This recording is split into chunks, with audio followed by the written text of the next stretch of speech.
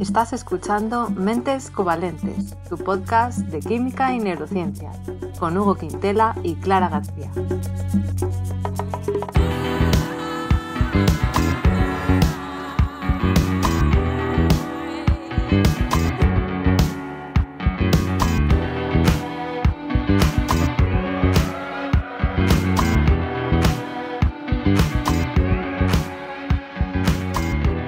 Bienvenidos al episodio 51, en el que vamos a hablar de mitos de química y neurociencia. Hola Hugo, ¿qué tal? Hola Clara, muy bien. Aquí después de un verano duro, pero bueno a la vez. Así que bien. Bueno. ¿Tú qué tal? Yo también. Siempre el verano para mí es una buena época para desconectar un poquito. Cambiar un poco de... Sí, desconectar un poquito. De hábitos. Así que estamos también contentos de volver porque, hemos estado un tiempecillo fuera del podcast, así que también con energías renovadas, ¿no, Hugo? Buah, muchísimo. Es que es tremendo. Yo ya no he aguantado, ¿eh? Joder. Y además tenemos una súper novedad para los oyentes. ¿Qué novedad? Bueno, porque habíamos hablado tú y yo que nos gustaría también oír a los oyentes y saber un poco, tener un poco más de relación. Nos gustaría saber desde dónde nos escucháis y más cosas, que nos contéis cosas, pero queremos estar en igualdad de oportunidades y oíros de viva voz. Sí, pero sí? Nada de troleos, por favor. Seamos serios. No, así que lo que hemos hecho ha sido habilitar un número de teléfono móvil al que podéis mandar audios cortitos por WhatsApp de hasta 30 segundos más o menos y nos podéis contar pues por qué empezasteis a escucharnos o qué habéis aprendido con nosotros o desde dónde nos escucháis, desde qué lugar del mundo, si nos escucháis mientras conducís o mientras limpiáis la casa o paseáis, qué es lo que más os gusta, si tenéis alguna propuesta de temas, ¿no? Un poco estas cosas, Hugo. Sí, si nos queréis. Platónicamente. Palabras mayores. Entonces, si nos contáis algo interesante y cortito, pues quizás lo podemos poner, como sería en forma de audio, y os damos pues un minutito de fama aquí en nuestro programa. Así que vamos a decir el número de teléfono, ¿vale? Para que nos podáis agregar como contacto y mandar vuestros audios. A ver, el número es el siguiente. Cada uno un dígito, ¿no? Decimos. ¿Cómo? Cada uno un dígito. Ah, hombre, yo creo que eso es un poco lío, ¿no? No, eso no. Okay. Dale. ¿Lo quieres decir tú? No, por favor. A ver, tiene el prefijo se llama, ¿no? Sí, más 44 porque es un número de Reino Unido. Entonces, creo que para que funcione en WhatsApp tienes que guardarlo con un más 44 porque alguna vez yo he puesto 0044 y luego no funciona en WhatsApp. Así que creo que es así. Por temas fiscales, vale. Ponemos el más 44. Eso, pues es más 44 075 1027 1772. Venga, repítelo por si acaso, para que no tengan que rebobinar si no lo pillaron. Va. Venga, sí, ahora lo dices tú, Hugo, venga. No, dilo tú, no, que no lo estoy viendo. No lo tienes a mano. No. Vale. Pues venga, es el más 44 075 1027 1772. Dios, qué profesional. Así que ya lo podéis guardar y mandarnos un audio y pues a ver qué nos contáis. Y empezamos, si quieres ya, Hugo, con el episodio de hoy que va sobre mitos, ¿no? Mitos de química y mitos de neurociencia. Sí, el mitos, porque normalmente nosotros hacemos el logos y hoy vamos a hacer el mitos. Si no sabéis de qué va esto creo que está en el libro de primero de bachillerato. Ya no me acuerdo yo tampoco. Entonces yo voy a dar varios mitos de química, ¿vale? Y claro, como sabes, yo me caracterizo por un savoir-faire y por una sofisticación brutal. Entonces, el primer mito que he escogido es: ¿huelen los pedos mal porque están basados en el metano?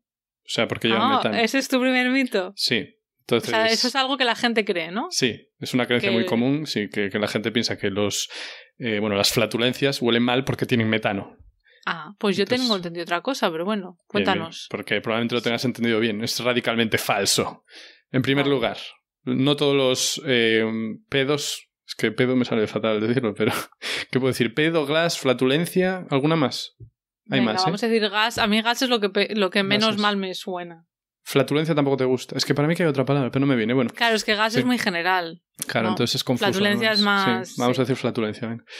No todas las flatulencias llevan metano. ¿vale? O sea, de hecho parece ser que solo 1/3 de las personas, en algunos estudios que se hicieron, tienen las bacterias que al final te van a originar ese metano.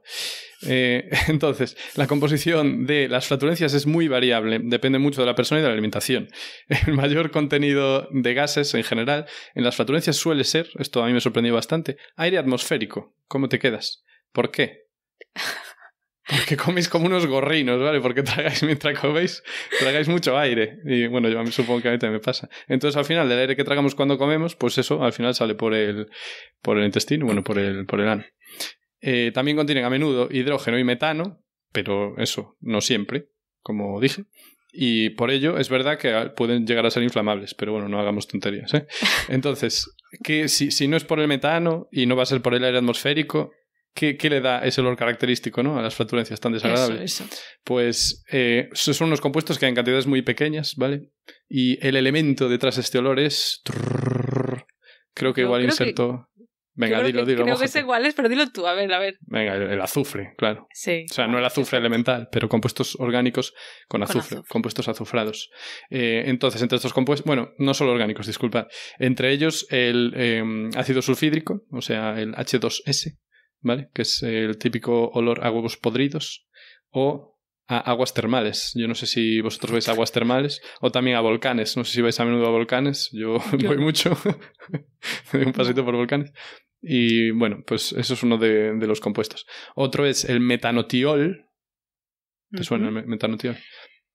Bueno, no me suena, pero entiendo que es un metano y un grupo tiol, que el tiol era como el alcohol, pero con perfecto. En realidad me refería a eso, utilizo mal la expresión. Exacto, perfecto. Exacto, como si fuera metanol, pero en vez de un oxígeno, tiene un azufre, que la verdad es que huele bastante mal.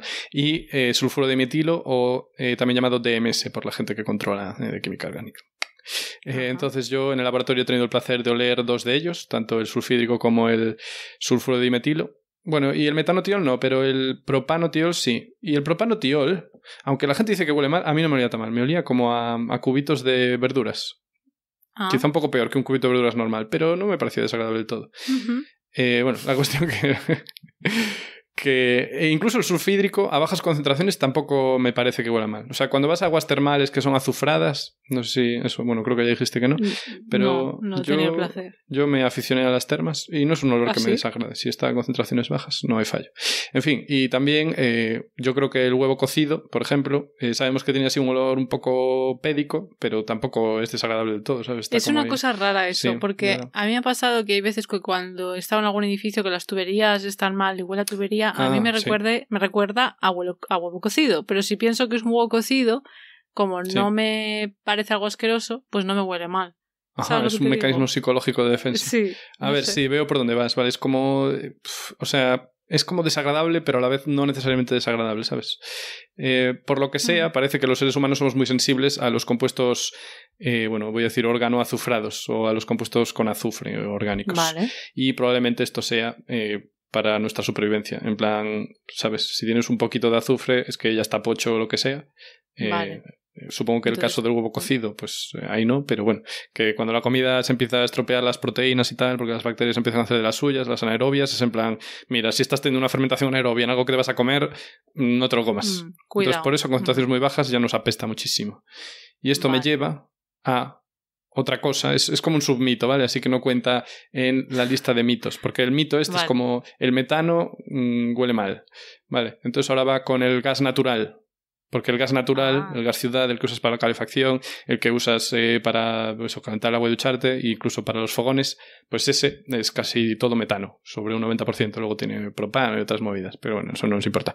Entonces este gas también tiene un olorcillo, yo no sé si te das cuenta que tiene un olorcillo. Pero porque se le añade aparte, ¿no? Mira, ya estamos haciendo el spoiler. Mira, esta es mi parte. Vaya, por Dios. No, me suena que de por sí no olería, ¿no? Correcto. Okay. Sí. De hecho, esto creo que lo dijimos en el capítulo de los olores o algo así. Bueno, la cuestión que sí. Que el gas en sí no huele, entonces se le añaden pequeñas cantidades de compuestos de azufre, que puede ser o tiofeno, pero la verdad es que no lo encontré. Tiofeno me lo decía, mi jefe de tesis decía que llevaba tiofeno, y es verdad que lo busqué un poquito y no vi que llevara tiofeno. Pero bueno, no sé qué es tiofeno. Sí, el tiofeno es un compuesto aromático que lleva azufre. O sea, es un anillo plano y tiene un átomo de azufre intercalado. Pero no nos vamos a meter ahí porque al final... No, pero bueno, si algo lleva el tío. sufijo tío, Sí. ¿No? Esos que lleva azufre. Sí, efectivamente. Por algún motivo. Y, mira que pensé cómo hacer un chiste con sobrinos bien elaborado, pero no se me ocurrió. Y luego otros compuestos, eso, pues también suele llevar este metanotial del que hablamos, que le dan ese olor. Yo no sé si a ti pasó alguna vez, pero a mí sí me pasó que una vez, en una tarde de pasión, volvimos a casa y apestaba la casa a gas. Tuvimos que salir, ¿sabes? Cerrar el gas, salir y dar un paseo más largo porque muy peligroso. En fin, cuidado con eso. Y ya está, bueno, hasta pues aquí. Sí. Cuidado con. Hasta aquí mi primer mito. Estupendo. ¿Vale? El metano o sea que... no huele. Es inodoro, incoloro, insípido.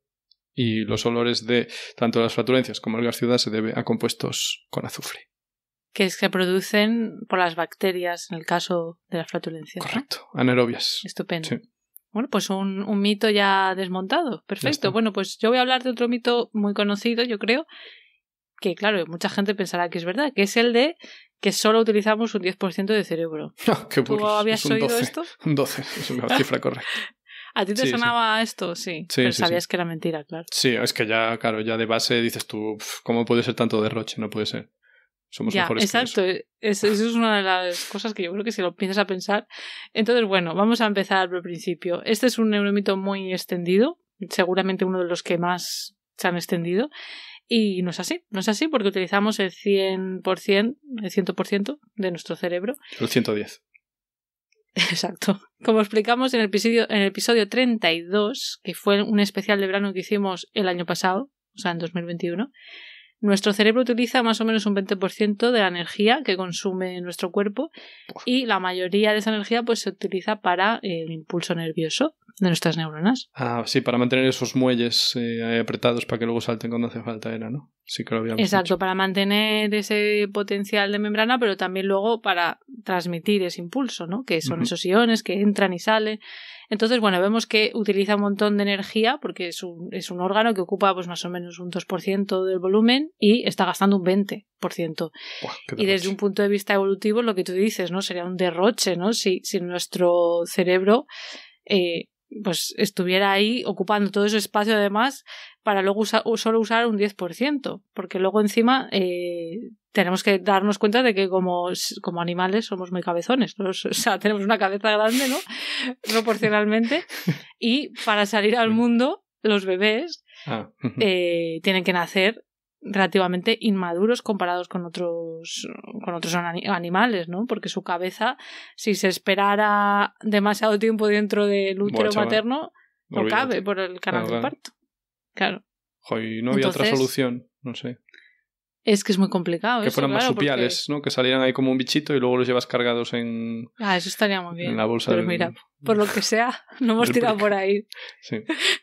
Entonces, claro, hay que tener en cuenta todo lo que conllevan, ¿no? Los cuidados por parte de los progenitores de tener un bebé tan inmaduro. Si tú comparas a un ser humano con un ciervo o una abeja, que ya tú los ves nacer y empiezan ya a dar sus primeros pasos, los humanos somos súper indefensos, ¿no? Entonces, tú imagínate si todo eso fuera para nada, porque en realidad solo usamos un 10%, pues seguramente evolutivamente no tendría mucho sentido. Sí, más sentido Sí, muchos partos hubieran sido en plan, en serio, por esto.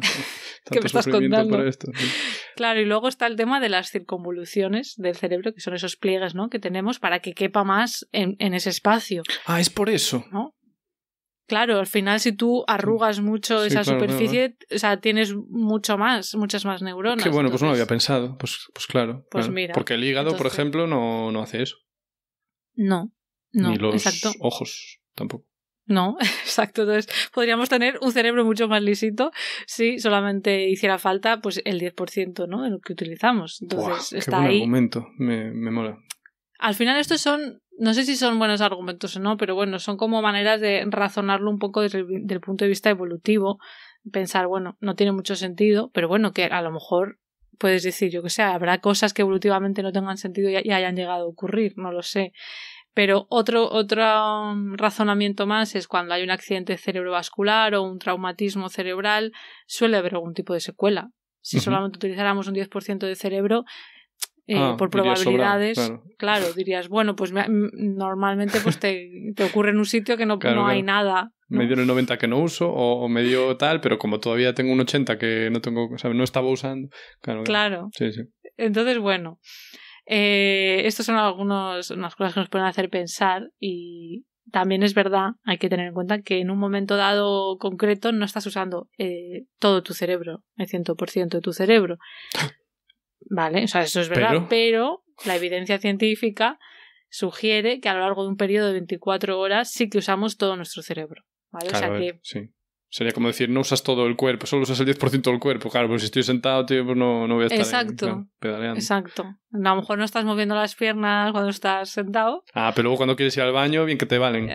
Exacto, claro, sí. Exacto. Muy, muy buena analogía, exacto. Y cuando estamos durmiendo, pues también el cerebro está activo, que ya hablaremos en otro episodio de cosas de esas. Pero luego hay que tener en cuenta en ese... que tenemos las técnicas de resonancia magnética funcional, de la que hablamos en su día, que nos permite analizar qué regiones del cerebro están más activas en un momento dado, la técnica de electroencefalografía, que también nos permite pues inferir mediante la actividad eléctrica que podemos medir pues qué regiones se activan. Entonces, todos esos estudios hechos con estas técnicas pues sugieren que sí que se utiliza todo el cerebro, ¿vale? ¿De dónde viene el mito? Entonces, vamos a ver, porque todo viene de algún lado. Ya, bueno, no necesariamente. Muchas cosas vienen de estudios anteriores y cosas que se han quedado ahí pues de hace 30, 40 años o más, ¿sabes? En este caso, no se sabe con seguridad, pero muchas personas sugieren que se remonta a 1908. Y concretamente vendría de un ensayo que escribió William James, psicólogo y filósofo estadounidense. Y este ensayo era titulado The Powers of Men, o sea, los poderes del hombre, algo así. Sí, lo siento por las mujeres, no... Parece que sí, era la época en la que se decía hombres para todos. En vez de ser humano, ¿no? El hombre ya nos representa a todos. Ya está. Sí. Entonces, bueno, en ese ensayo, William James decía que, por norma general, los hombres usaban habitualmente una pequeña parte de los poderes que en realidad poseen y que pueden usar en condiciones adecuadas, y que solo utilizamos una pequeña parte de nuestros recursos mentales y físicos. En ningún momento dijo él nada del cerebro concretamente, ni del 10%. Pero bueno, puede ser de estas cosas como lo del teléfono escacharrado, ¿sabes? El juego este que tú vas... ¿Sabes qué juego es o no? Por ahora no, a ver. Bueno, a lo mejor lo llamas diferente tú. Es ese juego que tú le dices una frase muy rápido al oído a alguien y esa persona se la tiene que decir a otro y así, sí. Y el último entiende algo muy diferente. Vale, ahora entiendo por dónde. Sí, claro, puede ser que él dijo esto, alguien dijo, pues es verdad, yo justo el 10%, y otro, el 10%, sí, pues... Exacto. Y luego también hay otro mito que tiene que ver con este, que podría tener que ver, o sea, que puede ser que de ahí surgiera, aparte de lo que dijo William James, y es el mito de la corteza silenciosa. Lo llamaron así en su día, una hipótesis. En los años 30, pues algunos neurocirujanos observaron que había regiones del cerebro que cuando se las estimulaba eléctricamente no producían movimientos de ninguna parte del cuerpo. La persona que está, pues eso, sí, en el quirófano, que lo están operando y estimulan para ver qué hace cada parte del cerebro, pues decían, pues aquí... mira cómo mueve la pierna y empieza a ayudar. Sí. Y ahí, pues no pasa nada, eso es que no hace ninguna función. Claro, hoy en día sabemos que estas regiones tienen funciones, pero que no tienen por qué ser mover un dedo o... ¿En qué año dijiste que era esto? En los años 30 he leído. Ostras, pero que me esperaba un poco más, ¿no? En los años 30. En plan, oye, que a lo mejor le haces pensar en, no sé, en flores, cuando le pones ahí electricidad en vez de que mueva un pie. Ya, pues mira, sí. No se les ocurre. Sí, no sé. Y luego, ¿por qué ha saltado esto a la cultura popular? Porque puedes decir, bueno, lo que dijo este señor y lo que decían los neurocirujanos se podría haber quedado entre... Lo escribió Elon Musk en Twitter, seguro.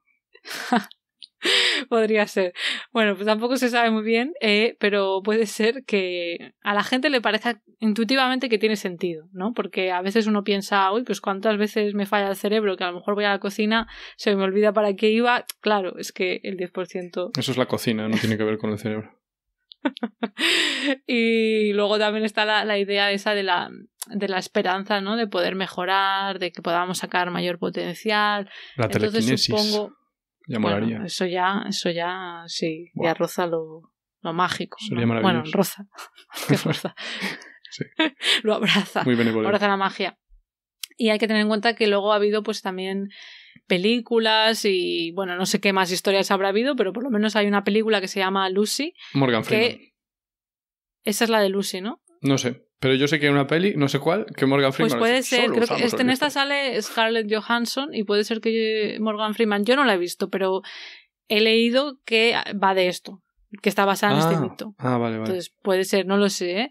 Pero bueno, que mira, son cosas que pasan de estudios, que alguien sugiere algo y luego pues salta a la cultura popular y aunque luego la evidencia científica avance, no se desmiente. Estos son como los bulos que salen en las noticias, que sale el bulo, pero luego no, cuando se sabe ya que no es verdad.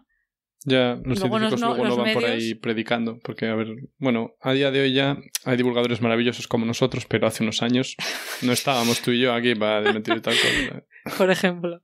Y este es el mito desmentido. Ahora te devuelvo la palabra. A ver, ¿qué más mitos de química? Venga, segundo mito. Este es bueno. A ver. Los alquimistas estaban equivocados. No existe la transmutación de los metales. Es decir, el mito es que no se puede obtener oro a partir de otros metales. Sí se puede. Los alquimistas tenían razón.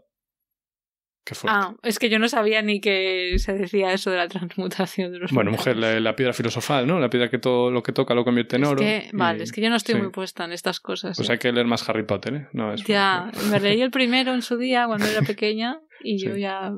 Vale, o sea que existe la idea de que es mentira que se pueda convertir metales en oro, pero tú nos dices que sí que se puede. Exacto, sí se puede. O sea, los alquimistas estuvieron ahí, a ver, no sé cuántos años, vamos a decir 400 años ahí, intentando buscar la forma de convertir metales en oro para hacerse ricos y tal, y al final era en plan, vaya cuchufleta, vaya mentira. Pues no, resulta que sí que se puede, ¿vale? Sí se puede. ¿Cómo? Pues... A ver, ¿qué define un elemento nuclear? Nuclear, madre mía. ¿Qué diferencia un elemento de otro? Pues precisamente el número de protones que tiene en el núcleo. Vale. Por eso has dicho nuclear. Sí, que se me fue el pinzote. El número de protones, vale, porque el número de electrones no diferencia... Claro, puede haber elementos con el mismo número de electrones. Sí, ¿no? sí, por ejemplo, quiero decir, si tú le quitas un electrón a un átomo, ese átomo sigue siendo el mismo elemento, pero pasa a ser un ión. Exacto. Jugar con electrones crea iones. ¿Y jugar con neutrones? Jugar con neutrones crea isótopos. Isótopos, sí. Como carbono 14. Por ejemplo, muy bien visto. O el uranio 235. Vale. Sí. O sea, que el número de protones es lo que hace a un elemento ser quien es. Exacto. O sea, si tú le añades un protón más al hidrógeno que tiene 1, pasa a tener 2, pasa a ser helio. Vale, pues en el caso del oro... Claro, que tiene 79 protones, un bonito número, y además tiene, es que aquí viene el rollo de los isótopos, ¿vale? De los isótopos. Claro, hay muchos isótopos distintos de los elementos. Bueno, dependiendo de qué elemento hay una posibilidad de más o menos, pero el isótopo estable del oro, ¿cuántos neutrones crees que tiene? Lo mismo, ¿no? ¡Ja! No, 79, ¿no? Ese es otro mito que la gente tiende a pensar mucho. Pues no, 118. Vale, o sea que para que sea estable no necesitas tener el mismo número de protones y neutrones. Exacto, o sea, con los elementos de bajo peso molecular sí que suele ir así, en plan a la par, pero ya cuando empiezas a tener un porrón de protones, el rollo es que los neutrones le dan como cohesión a todo porque evitan que se repelan más de la cuenta los protones entre ellos, ¿sabes? Vale. Entonces como que 118 hace más bulto y así pues los protones no se repelen tanto. Bueno, entonces ¿qué pasa? Para obtener el oro, pues se puede obtener sencillamente quitándole un protón al mercurio. El mercurio tiene 80, ¿vale? Entonces tú, por menos que fácil, le quito un protoncito y ya tengo oro y me hago rico. Pero no es tan sencillo. Esto ocurre a través de una reacción N-P.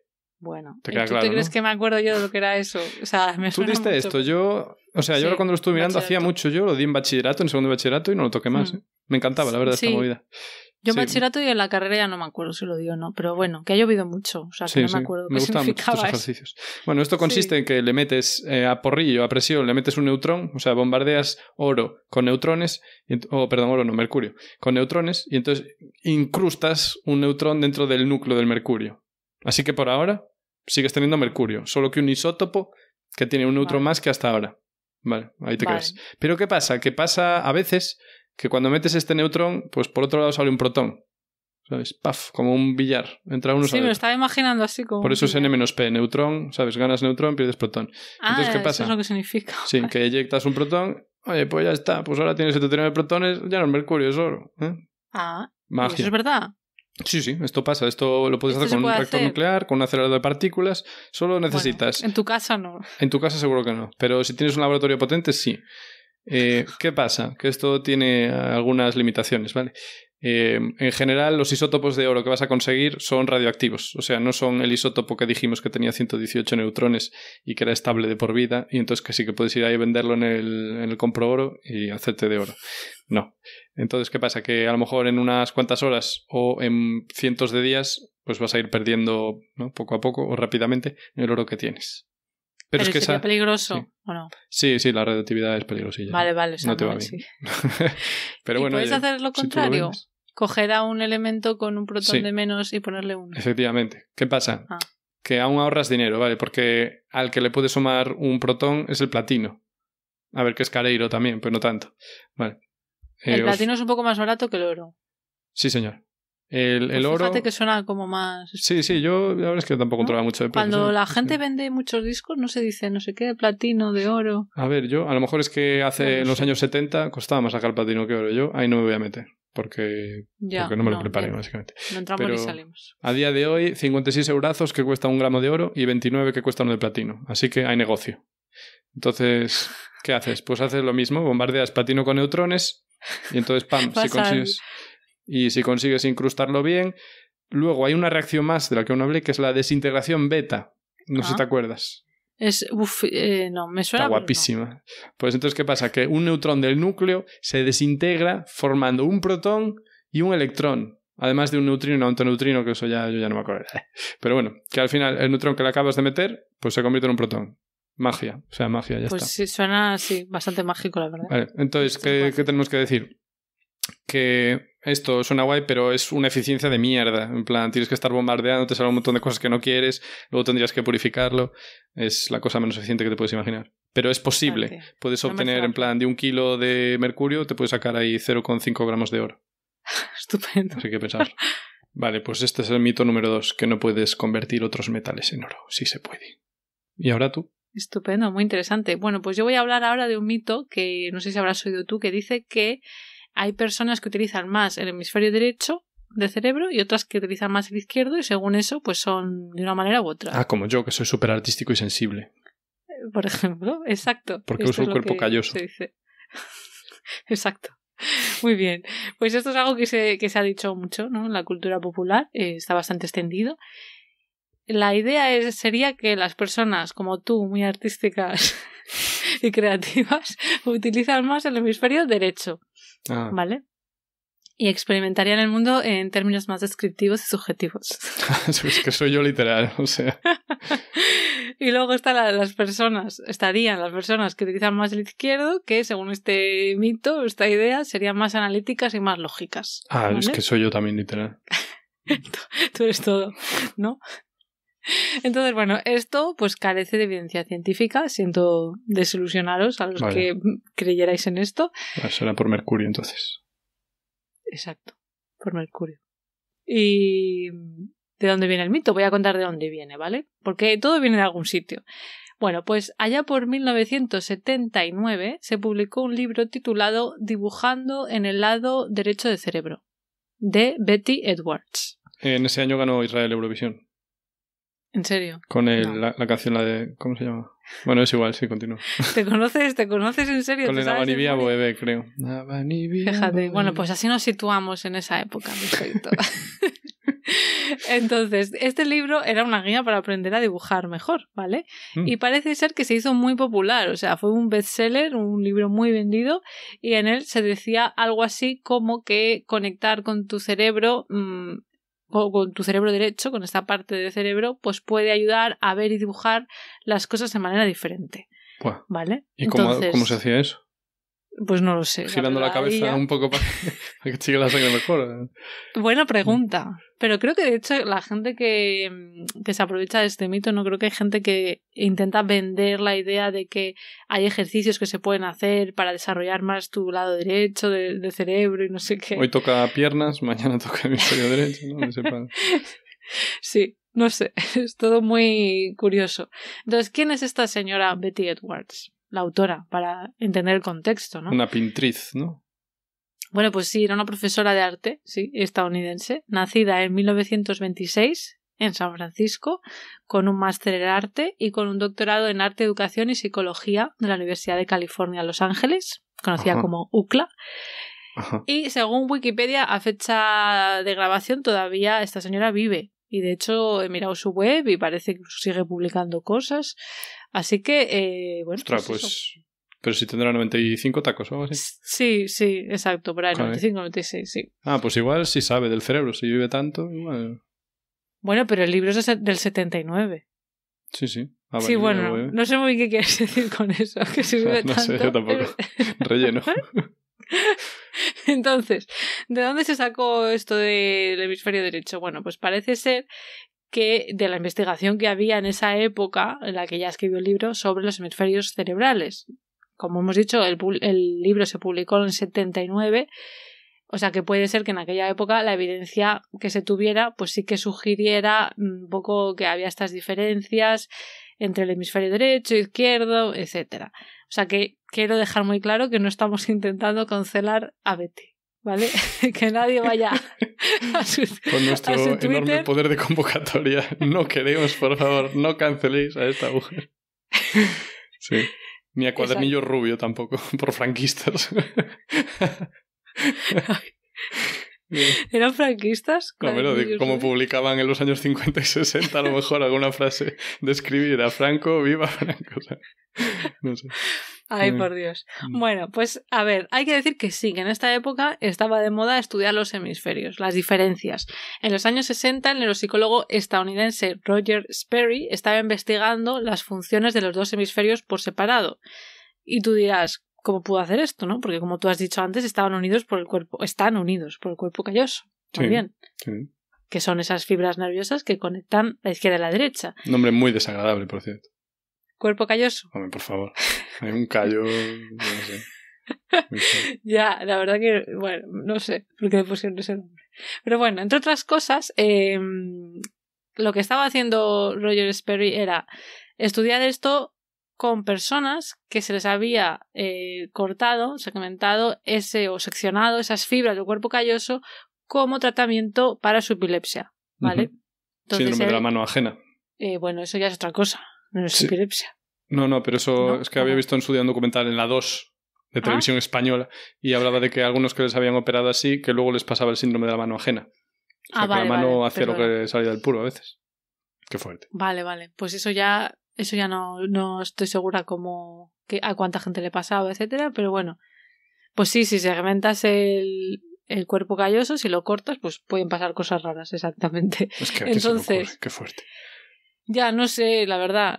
Bueno, pues llegaron a esa conclusión y de que podría ser un tratamiento, pero claro, pues luego pueden pasar cosas y entonces Roger Sperry lo que hizo fue coger a esas personas y estudiar qué ocurría y entonces, bueno, no voy a entrar en todos los detalles, pero al final él concluyó que el hemisferio izquierdo se encargaba de comprender el lenguaje y de articularlo, o sea, también de hablar, mientras que el derecho podía comprender palabras pero no producirlas. Y es verdad que a día de hoy entendemos que el área de Broca que se encarga de producir lenguaje está normalmente, la mayoría de personas, en el hemisferio izquierdo. Entonces, estas investigaciones sentaron las bases del estudio de lo que se conoce como la lateralización de las funciones cognitivas, que no es nada más y nada menos que simplemente pues ver qué tendencia hay determinadas funciones cognitivas de estar más en uno de los dos hemisferios, ¿vale? Vale, pero son tendencias, ¿no? No suele ser algo súper... Creo que hasta donde yo sé no suele ser algo que se da en todo el mundo, en todas las personas, pero sí que hay pues ciertas funciones cognitivas que se encuentran mayoritariamente en uno de los dos hemisferios, vale. Pero también hay que tener en cuenta que los hemisferios están conectados y que funcionan al final como un todo y pues son redes, ¿no?, neuronales y regiones conectadas unas con otras. Entonces, en su día, pues en esta época, pues es lo que pasa en ciencia, que de repente se pone de moda un tema o se empieza a investigar algo que no se sabía y entonces pues se tira por ahí y entonces en ese momento pues luego se llegan a conclusiones que a veces son un poco exageradas. También hay que tener en cuenta que a Roger Sperry le dieron un premio Nobel en 1981 por sus estudios. Venga. A cualquiera da un premio Nobel ahora. Te voy a cortar el cuerpo callos a ver qué pasa. Venga, toma un Nobel. Bueno, yo creo que llegó a conclusiones pues seguramente pues bastante interesantes, ¿no? Pero que luego, claro, sí, que de todo lo que se ha sacado después pues se ha exagerado. En 1990 pues salió un estudio publicado por un investigador de la Universidad de Haifa en Israel, Itzhak Harpaz. Está conectado. En el 79 empezó nuestra historia con el Abaniví y ahora volvemos a Israel. Mira, esto ya es en el 90, pero sí, está todo conectado. Entonces publicó un artículo de revisión en el que él miraba a ver qué se había hecho en los años 60 y 70 y en este artículo él decía que el origen de la creatividad se encontraba en el hemisferio derecho. Claro, también hay que tener en cuenta que desde los 70 hasta los 90 pues a lo mejor había habido otros estudios, ¿no? Pero bueno, él se quedó ahí, un poco en el pasado. Uh-huh. Y bueno, pues teniendo en cuenta todo esto que estoy comentando, pues es fácil que Betty Edwards, la que hemos dicho que escribió el libro de dibujar con el hemisferio derecho, pues llegara a esas conclusiones. ¿Qué pasa? Que esos estudios, como decimos, pues están un poco lejanos y desfasados y desde entonces pues se han desarrollado métodos de investigación mejorados. La ciencia avanza, se hacen mejor los estudios, etcétera. Y uno de los investigadores que participó junto con Roger Sperry, que era pues su estudiante, ¿no? De doctorado, creo, Michael Gazzaniga, que hoy en día pues es un neurocientífico pues muy reconocido. Guapísimo. Sí. ¿Has visto? ¿Qué nombre? ¿Qué apellido? Pues él ha dicho años después que se exageró mucho sus estudios, se simplificó, que ellos en su día pues no pensaban que fuera a tener tanta repercusión lo que estaban estudiando, por lo menos en la cultura popular. Bueno, pero eso, o sea, decir eso es un poco... En plan, yo no pensé que nos fueran a hacer tanto caso. Bueno, pues ten cuidado con lo que dices también, ¿no? Bueno, pero a lo mejor, sí, puede ser, pero que a lo mejor ellos dijeron una cosa y luego, pues lo del teléfono es cacharrado, que a lo mejor se simplifica su mensaje y entonces ya quedan cosas un poco que al final se alejan de lo que ellos decían, puede ser. Se toma una parte por el todo, sí. Exacto. A día de hoy, el consenso científico parece ser que dice que no hay evidencia de que la actividad en un hemisferio u otro esté asociada con una mayor creatividad. No hay evidencia, no quiere decir que no sea así, pero de momento no parece que sea así.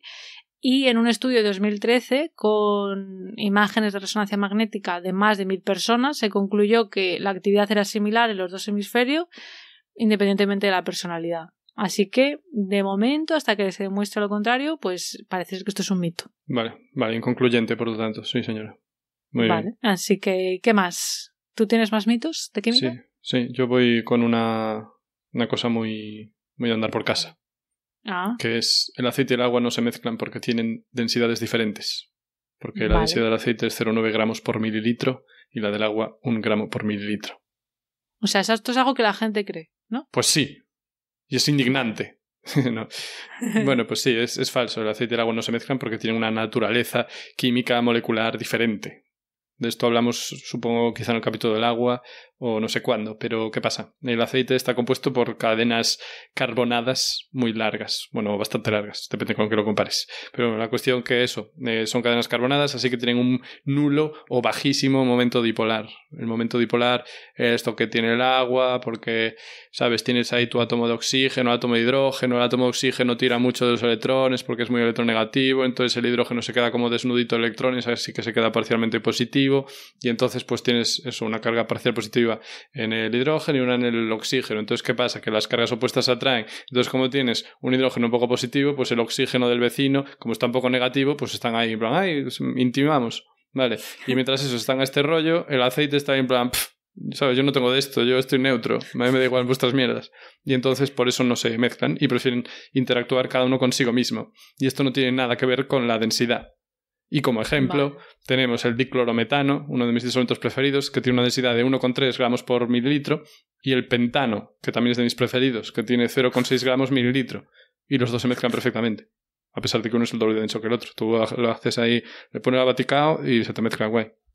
Vale, o sea, si mezclas, claro, si revuelves, ¿no? Sí. Es verdad que si pusieras metano ahí con súper cuidado para que vaya llenando de arriba a abajo y luego pones pentano para que vaya llenando ahí y tal, ahí no se mezcla, o sea, al principio no se mezclarían, pero si dejas pasar tiempo tendente infinito se van a mezclar, cosa que no pasa con el aceite y el agua. Vale, pero, o sea que es por la polaridad. Sí, correcto. Vale. Pues este es el mito, un mito rapidito, como ves, y de estar por casa. Bueno, pues estupendo. Por si acaso alguien tenía la duda, ya está. Estaríais chunguísimos en casa. ¿Pero por qué? ¿Por qué? Pues ya lo tenéis claro.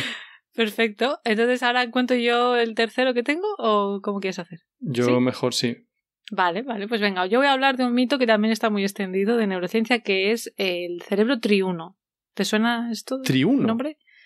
Vale, sí.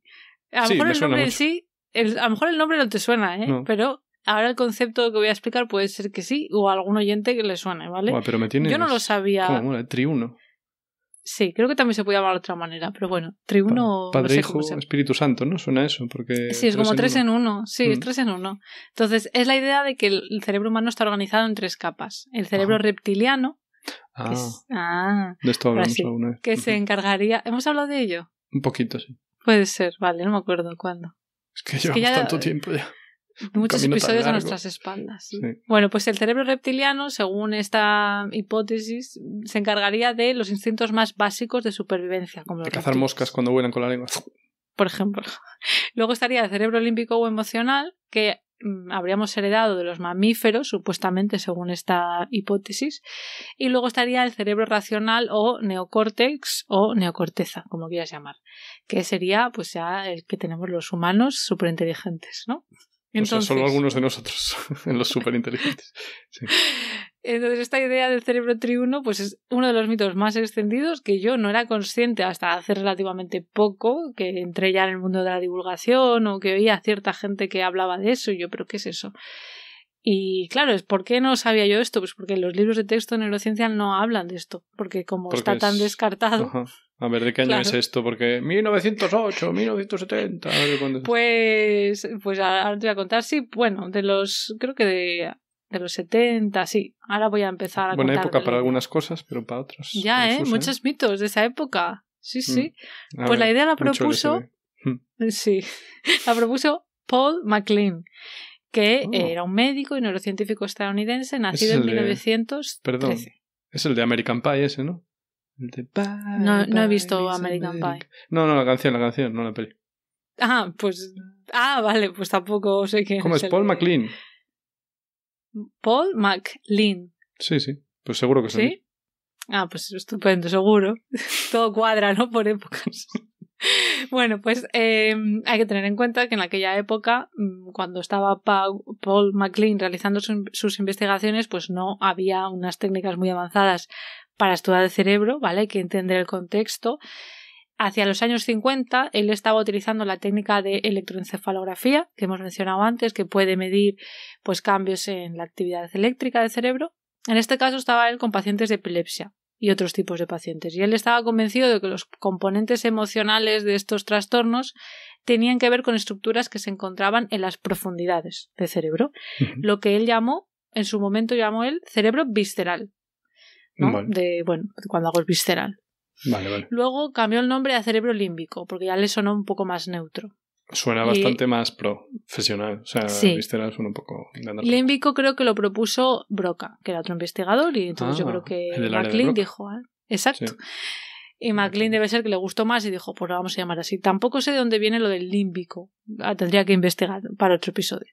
Pero bueno, esto incluiría, como digo, son estructuras que están en la profundidad, no en la superficie. Como por ejemplo el hipocampo, que quizás no suene porque está relacionado con la memoria.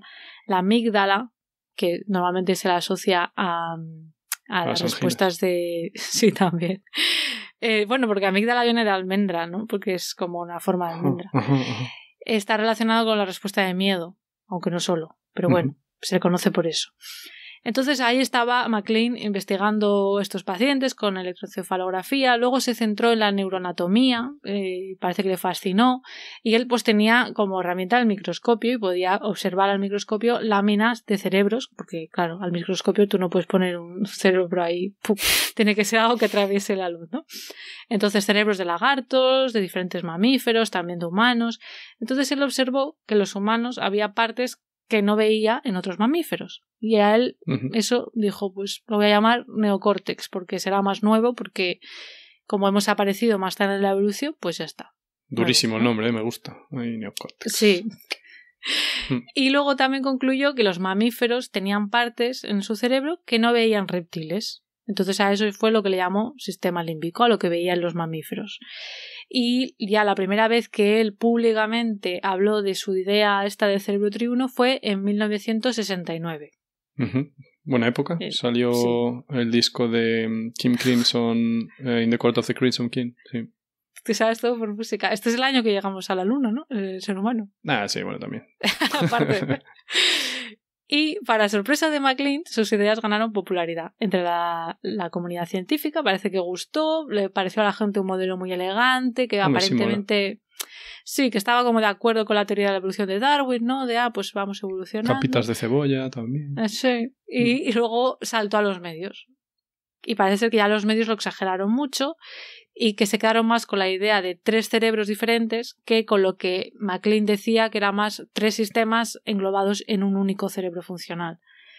Y ya luego, cuando se terminó de liar, fue gracias a Carl Sagan, que en el 77 publicó un libro que era Los dragones del Edén, que era un libro de divulgación, y ahí mencionaba la idea del cerebro triuno. Entonces, pues supongo que ya había salido en los medios, salió en este libro, que sería muy leído, pues ya está, claro. Yo diría que en el año 77 salió Even in the Quietest Moments de Supertramp. Ahí estupendo, lo dejo. Te sabes un montón, qué fuerte, no sabía yo esta faceta tuya. Ya, yo es que sorprendo cada día. Habrá que hacer un nuevo podcast de música, que estés solo tú, porque yo no tengo estos conocimientos. Te tendrás que juntar con otra persona. Que a lo mejor lo dije mal, ¿eh? Que a lo mejor es todo mentira, puede ser. Bueno, pues por aquella época hay que tener en cuenta que por la época en la que ya Carl Sagan sacó su libro, los neurocientíficos especializados en evolución al menos ya tenían evidencias de que esto de esta hipótesis de los 3 cerebros o cerebro triuno, que no. ¿Vale? O sea, que ya Sagan sacó su libro un poco desfasadillo, pero bueno. Qué maldad. Claro, es que hay que actualizarse, tío. O sea, es el rollo, es un rollo. Yo me acuerdo cuando era pequeño que estudiaba y decía que bien, como en plan lo que pone aquí va a misa, es siempre así. Y no, y cuando lo descubres pierdes la inocencia. Sí, y nosotros cuando nos preparamos un programa, claro, a lo mejor hay cosas que las tienes como que son verdad, pero nos tenemos que mirar los últimos, ¿no? estudios recientes para ver cierto. Que estemos en lo cierto. No, no Wikipedia, no, eso no. No es lo que me... Bueno, a ver, yo la Wikipedia a veces la miro como para darme una idea general de algo, ¿no? Vale. Bueno, oye, cada uno con su método, no pasa nada, ¿eh? No, que yo también, mujer, claro que sí. Bueno, pues parece ser que ya en esta época, por los estudios moleculares, empezó a pensar que podía ser que no fuera como había propuesto MacLean, y ya en los 90 se terminó de descartar. ¿Vale? Y ahora voy a explicar por qué. Vale, la cosa es que aunque haya partes de cerebro en diferentes especies que a simple vista pues sean muy diferentes, muchas de esas partes tienen los mismos genes, lo cual sugiere que tiene un origen evolutivo común. Que no son cosas que hayan ocurrido a posteriori, ¿no? Esas capas que se producen después. Entonces, hoy en día se entiende que la evolución no añade capas, como si fueran rocas, ¿no? Sedimentarias unas sobre otras, sino que sería como que se redistribuyen las regiones. Un poco difícil de imaginar, quizás, por eso es más fácil imaginarse lo del cerebro triuno. Y por lo que he leído, durante el desarrollo embrionario, la manera en la que se forma un cerebro de diferentes especies es muy parecida. Simplemente que cada fase, hay diferentes fases, cada fase tiene una duración distinta dependiendo de la especie. Por ejemplo, en la fase en la que se desarrolla la corteza cerebral, sería más corta en roedores que en humanos. Por lo tanto, tendrían pues menos parte del cerebro que sería corteza. Y aún más corta en reptiles, ¿vale? Así que como... Sí, exacto. Como conclusión, nos podemos quedar con que el cerebro humano no tiene partes nuevas, ¿vale? Que no es como eso, no sé cómo llamarlo. Me imagino como si estuvieras con el Lego, ¿no? Ahí montando diferentes capas. No es tan así. Que esto luego es usado yo lo he oído pues en el mundo del coaching o psicología, que hay gente que lo utiliza como metáfora casi para explicar a la gente, pues es que cuando te enfadas, tu cerebro límbico, reptiliano, Venga, coach. Sí, pues a veces sirve como metáfora, pero claro, al final si te estás basando en algo que científicamente no es correcto, pues bueno, te lo puedes guardar. Sí. Bueno, al final yo creo que son mitos que en realidad tampoco hacen daño. Quiero decir, no hacen daño, A ver, ¿no? sí, pero es verdad. Si eres un poco curioso y quieres saber un poco más cómo son las cosas... Lo que importa al final es la verdad, de todas maneras. Entonces mejor no usarlos. Pero bueno. Sí, yo tiro por ahí, pero bueno, tampoco hay que exagerar, que al final, pues si te lo tomas eso como una metáfora, pues bueno. Y ya está, esta es mi parte. Hugo, cuéntanos el último mito de química. Pues yo tengo un nuevo mito que nos va a llevar... Bueno, un nuevo mito para el programa de hoy, pero ya hace tiempo que existe. Que nos va a llevar otra vez a la cocina. Y es... A ver. El Nesquik se disuelve en la leche y el Colacao no. Ah, yo he oído mucha guerra con eso, así como, ¿no? Es falso. Bandos. ¿Es falso? Sí, ninguno de los dos se disuelve. Ambos forman suspensiones ignorantes. Entonces, en el caso... ¿Qué pasa? Que en el caso del Nesquik sí que se suspende mejor, ¿vale? Es más suspendible o suspensionable. Lo que pero sea. A ver, ¿qué es una suspensión? Entonces? A ver, que voy a ello, pero a ver, en Nesquik es cierto que se suspende mejor, ¿vale? Es como un niño que no estudia. ¿Por qué? Porque contiene lecitina de soja. ¿Y qué pasa con eso? Que esta lecitina de soja emulsiona las partículas de cacao y las mantiene en disolución, entre comillas, en suspensión, perdón. Ajá. Vale. Entonces es rollo como los jabones, ¿vale? Que la lecitina pues tiene una parte apolar, como los aceites que hablamos, ¿os acordáis? Bueno, esta parte apolar entonces interacciona guay con la parte cacaoica, ¿vale? Que es así también de ese... ¿Se llama así? No, me lo acabo de inventar, pero es igual. Vale. que esta parte pues que no se lleva bien con el agua, y la otra parte de la lecitina de soja sí que se lleva guay con el agua, y entonces, ¿sabes? Pues rodea a esas partículas cacaoicas esta lecitina de soja, entonces permite que floten por ahí. Pero... Estoy dando a imaginar. Sí, bueno, pues que estas pequeñas partículas que se forman son tan ligeras, digamos que sí que se mantienen ahí en suspensión y van ahí pues rebotando, ¿sabes? Llego al cristal del vaso, punk, y sigo por ahí, me voy moviendo aleatoriamente y no tal. De todas maneras, si echas algo más de Nesquik, al final sí vas a tener una suspensión y además te va a acabar precipitando en el fondo. Que yo creo que todos tomamos Nesquik, el típico niño ahí gocho, goloso, que el arpeiro que le pone un montón de Nesquik y le queda, ¿sabes? 5 dedos ahí de Nesquik en el fondo del vaso. ¿Y qué pasa? Que el cacao no tiene este compuesto y entonces sus partículas pues forman algo de coloidal. ¿Ya dije coloidal en algún momento? Todavía no. No, pero has dicho el cacao o el colacao. ¿Ahora qué dije? Ahora dije el colacao. Vale, sí. O sea que el colacao no tiene lecitina de soja y forma no sé qué coloidal. Claro, es que ahora voy con eso, ¿vale? Porque tenemos suspensión y suspensión coloidal. Entonces una suspensión coloidal es esto que comento, que pues eso, formas partículas pequeñitas y ligeras que no precipitan, no se van acumulando en el fondo en este caso del vaso. Eso es una coloidal, en plan pequeñitas, rebotan y aquí no se forma pozo. Pero con el colacao tiene una tendencia mucho más grande a así formar pozo. Entonces tú lo agitas y si dejas que pase el tiempo se va acumulando más en el fondo porque esas partículas son gordas, no tienen esa ayuda de lecitina de soja y entonces precipitan y se quedan abajo. Entonces, diferencia entre suspensión y suspensión coloidal. La coloidal está siempre por ahí rebotando, no precipita, y una suspensión normal al final va a precipitar abajo y se va a acumular. Vale. Pues eso, está bien saberlo. Y entonces la diferencia entre suspensión... ¿Y cuál es la otra? Disolución. Y suspensión coloidal. No, pero has dicho que disolución, sí, es verdad que no dije eso. Lo que me pedías es que te dije, no, que lo voy a decir y no lo dije. Sí, pues, no, para entender la diferencia. Sí, la disolución es que, digamos, las moléculas se rodean totalmente de moléculas de agua, interaccionan con ellas y además, por ejemplo, no reflejan la luz. En plan, si tú ves algo que es así opaco, como la leche, por ejemplo, la leche también es en sí una suspensión coloidal. Si fuera una disolución verías a través, ¿sabes? De hecho, en el capítulo de la leche hablaste de buenísimo. por qué es blanca. Sí. También, no sé qué número de capítulo es. Ahora me pillas. Pero bueno, 43. Que la gente tiene un icono de una leche. ¿sí? No. Esperad a todos que voy a mirar. Pues eso. Entonces no es una disolución. Ninguna porque si vemos las partículas significa que no es disolución, que es solución.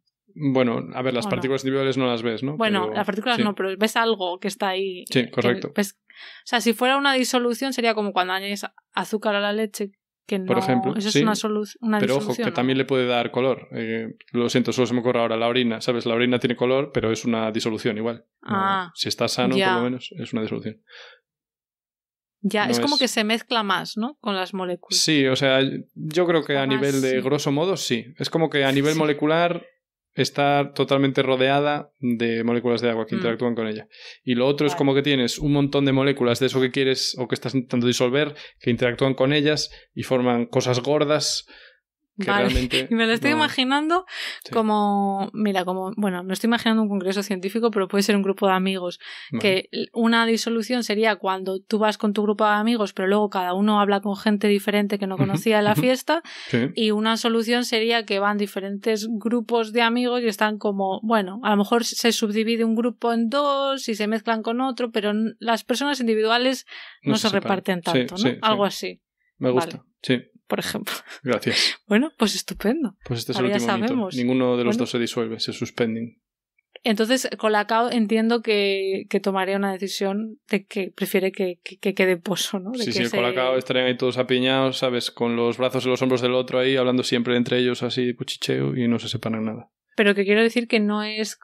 Que entiendo que una cosa no es mejor que la otra, sino que, bueno, cada uno ha optado por un formato. Yo obviamente no me voy a meter en esta disquisición filosófica que lleva instalada en España tantos años. Bueno, y queremos decir que no está patrocinado por ninguna de esas dos marcas, que es que últimamente... Pero por Cacao sí. No. Bueno, pues nada, ya está, ¿no, Hugo? Hemos desmentido algunos mitos, algunos más, como tú dices, de cocina y de andar por casa, y otros más, bueno, no sé, que a lo mejor hay gente que ni sabía que era un mito, ¿no? ¿Qué? No conocía ¿El tribuno, ese... ¿El cerebro tribuno? Sí. Bueno, pues esperemos que os haya gustado. Hasta aquí el episodio de hoy. Como siempre, las notas de lo que hemos hablado con todas las referencias científicas estarán en la web de Podcastidae, la red de podcast a la que pertenecemos. La página web es podcastidae.com y si queréis apoyarnos podéis darle al botón de suscribirse desde vuestro reproductor preferido, darle a me gusta, dejarnos comentarios. Nos podéis seguir en redes para estar al tanto. En Twitter estamos como @covalmentes y en Instagram y Facebook como Mentes Covalentes. Hasta la próxima. Abur.